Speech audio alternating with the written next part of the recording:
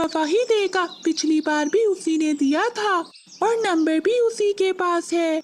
मिठू भैया, आप और कबूतर मेरे घर की ओर जाओ। मैं चाहती हूँ और कालू से कहती हूँ कि वो एक बड़े पिज्जे का ऑर्डर दे दे।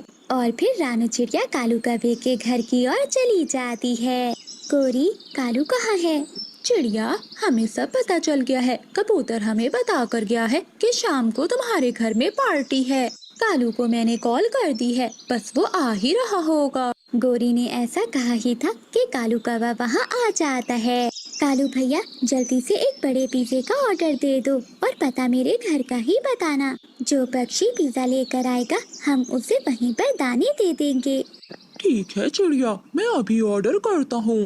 फिर कालू कौवा फोन करता है और ऑर्डर दे देता है। वो पता भी चिड़िया के घर का ही देता है। गोरी बहन, अब मैं चलती हूँ, तुम शाम से पहले ही आ जाना।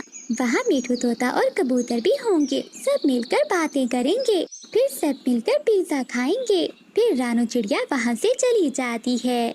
कालू, जरा पिज्जे वाले का नंबर दोबारा लगाओ और पता मेरे घर का दो। गोरी, बड़े वाला पिज्जा है, सब पक्षी मिलकर भी खाएंगे तो खत्म नहीं होगा। क्यों तुम अपनी नीयत खराब कर रही हो? मुझे सब समझ आ रहा है। कालू, तुमने जो भी समझा है बिल्कुल ठीक समझा है। दाने भरेंगे वो पक्षी और पिज्जा खाऊंगी मैं।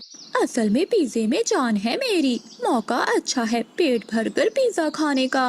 वहाँ तो उस मोटी चोंच वाले का पेट भरेगा तो कुछ मिलेगा मुझे। अब जल्दी से नंबर मिलाओ। कालू कौवा फिर से फोन मिलाता है। मैं कालू कौवा बोल रहा हूँ। अभी जो पहले बड़े पिज्जे का ऑर्डर दिया था उसका पता चेंज करना है। जी बताएं। फिर कालू कौवा अपने घर का पता दे देता है। गोरी, तुम्हारे पीछे लगकर मेरी नीयत भी खराब हो जाती है। चिड़िया और मिठू, पिछली बार भी मुझे पिज्जा बहुत थोड़ा मिला था, इस बार मुझे पहले ही पिज्जा देना, वो भी ज्यादा। कबूतर भैया, इस बार कौवे ने बड़े पिज्जे का ऑर्डर दिया है, हम सब पक्षी पेट भर कर खाएंगे। चिड़िया, ये कालू और गोरी अभी तक नहीं आए, अब तक तो इन्हें आ जाना चाहिए था। गोरी की तैयारियां भी तो इतनी लंबी होती हैं, बस आते ही होंगे। वो ऐसे बातें कर ही रहे थे कि तभी दरवाजे पर दस्तक होती है। रुको चिड़िया, मैं देखता हूँ। फिर मिठू तोता दरवाजा खोलता है। मैं पिज्जे वाला पक्षी हूँ। पिज्जा मैं कौवे और कवि को दे आया हूँ। उन्होंने कहा है कि पिज्जे के दाने मुझे यहाँ से मिलेंगे। ये सुनकर मिठू तोता तो हैरान हो जाता है। चिड़िया बहन, ये पिज्जे वाला पक्षी आया है बाहर, कहता है कि पिज्जा गोरी और कालू को देकर आया है। अब वो दाने मांग रहा है पिज्जे के।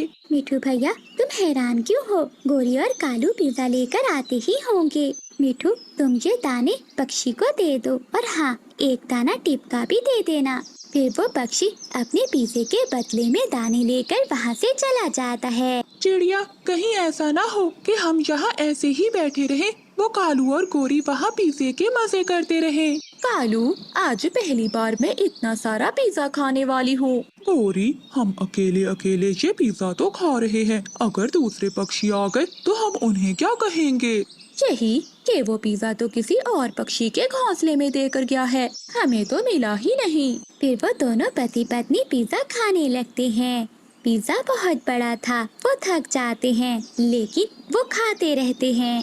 कालू, मेरा पेट तो भर गया है, लेकिन क्या करूं, नजरें अभी भूखी हैं। गोरी, ये जो थोड़ा सा बचा है ये भी खा ही लेते हैं, फिर सोचते हैं कि क्या करना है। वो दोनों फिर से पिज्जा खाने लगते हैं। देखते ही देखते वो सारा पिज्जा खा जाते हैं। मिठू, बहुत देर हो गई है, जरा जाकर देखो तो सही, वो कालू और गोरी अभी तक आए क्यों नहीं। फिर मिठू तोता वहाँ से उड़ता है और वो कौवों के घर जाता है, लेकिन कौवे तो अपने घोंसले में सोए हुए थे। उठो कौवो, हम वहाँ चिड़िया के घर में तुम्हारा और पिज्जे का इंतजार कर रहे हैं और तुम दोनों यहाँ सो रहे हो। मिठू, क्या ऐसे ही आ जाए? पिज्जा आएगा तो हम भी आएंगे ना? क्या क्या पिज्जे वाला अभी तक तुम्हारे घर में नहीं पहुँचा? लेकिन वो पक्षी तो कब के हमसे दाने लेकर चला गया है। मिठू यार, मुझे सब समझ में आ गया, लगता है वो पक्षी पिज्जा किसी गलत घर में देकर गया होगा। लेकिन कालू, वो कह रहा था कि किसी कौवे और कवि को देकर आया है। तब मोटी चोंच वाले, तुम क्या समझते हो कि वो इतना बड़ा पिज्जा हमने खा लिया है? गौरी चलो हम मिठू के साथ चलते हैं और चिड़िया को सारी बात बता। आधी रात में गौरी कवि किसी का भोजन चुराने के लिए इधर उधर उड़ रही थी। घर में कुछ भी खाने को नहीं है, जो कुछ होता है वो मोटू